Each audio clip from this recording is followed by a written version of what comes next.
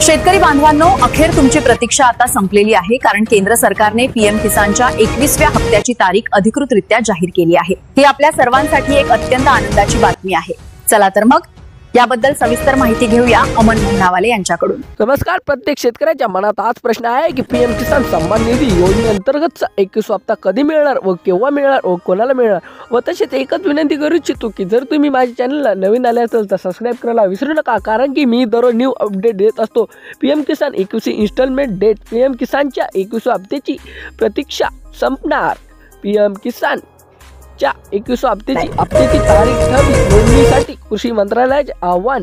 Central education ministry 19 November रोजी पंतप्रधान हस्ते शेतकऱ्यांच्या बँक खात्यात पीएम किसान योजनेची 21 हप्त्याची जमा करण्यात येत आहे। त्यापूर्वी शेतकऱ्यांनी तातडीने नोंदणी करून घ्यावी ही माझी नम्र विनंती आहे। पंतप्रधान किसान सन्मान निधी योजना 21 हप्त्याची प्रतीक्षा संपली आहे। 19 नोव्हेंबर रोजी पंतप्रधानांच्या हस्ते शेतकऱ्यांच्या बँक खात्यात पीएम किसानच्या योजनेचे 21 हप्त्याची जमा करण्यात येणार आहे। त्यापूर्वी शेतकऱ्यांनी तातडीने नोंद करून घ्यावी की आवाहन केंद्रीय कृषी मंत्रालय शुक्रवारी 14 एक्सरे पूर्वीचे ट्विटर पोस्ट करून केली आहे। व तसेच एकच विनंती करू इच्छितो की जर तुम्ही माझ्या चॅनलला नवीन आले असाल तर सबस्क्राइब करायला विसरू नका। व कोणत्या शेतकऱ्याला 4000 रुपये मिळणार याची बी संपूर्ण माहिती याच व्हिडिओच्या माध्यमातून तुम्हाला ते सांगणार आहे, जेणेकरून आपला व्हिडिओ शेवटपर्यंत बघा।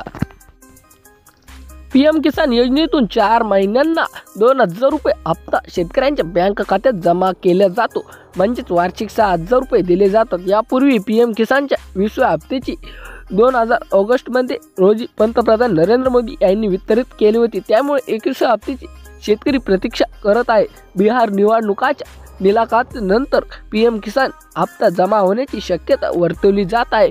व तसेच कोणत्या शेतकऱ्याला 4000 रुपये मिळणार याची सविस्तर माहिती सांगतो आहे, जेणेकरून आपला व्हिडिओ शेवटपर्यंत बघा। 4000 रुपये अशा दरम्यान येणार आहे की ज्यांना 20 हप्ता मिळाला नाही व त्यांना 21 हप्ता बी मिळाला नाही, त्यांना हे पैसे म्हणजेच सोबतच मिळणार आहे, म्हणजेच 4000 रुपये असे देखील त्यांना वितरित केले जाणार आहे।